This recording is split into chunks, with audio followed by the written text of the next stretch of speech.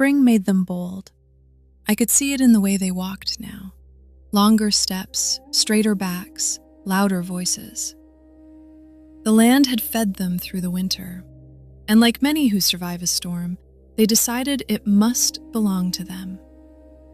They began to cut trees without asking. At first just a few, then more.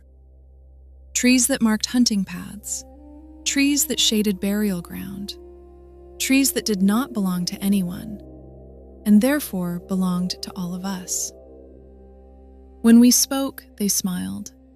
When we pointed, they nodded. When we returned the next day, the trees were gone. They brought out sticks and scratched lines into the dirt.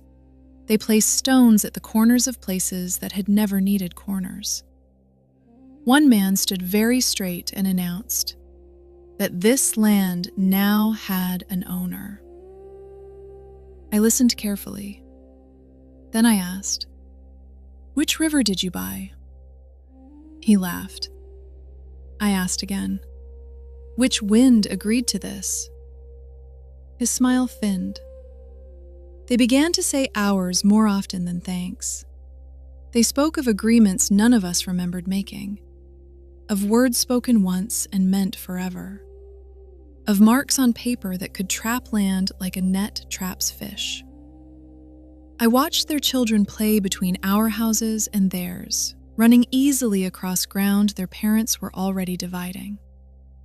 That was when I understood something. They did not believe the land was alive. They believed it was silent. The woman, the one who had lost her child, came to me again. She pointed toward a new fence they were building, her brow tight with worry. "This keeps us safe," she said, searching my face for understanding. I touched the fence post. Fresh wood, still breathing.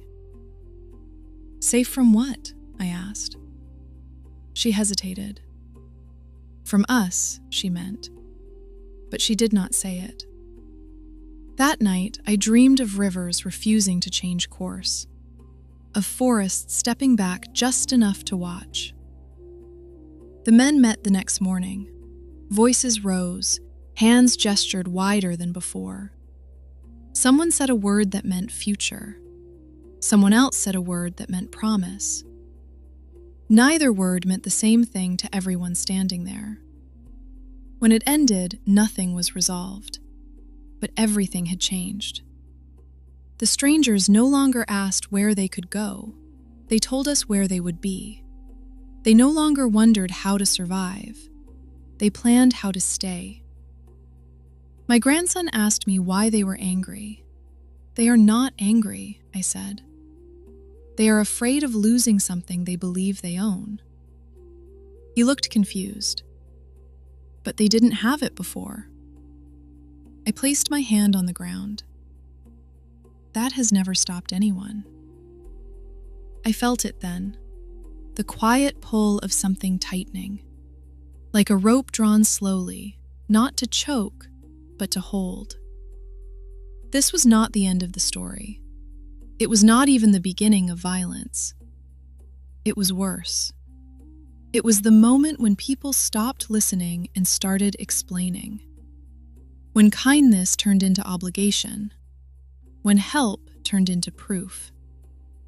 They would tell their children they survived alone.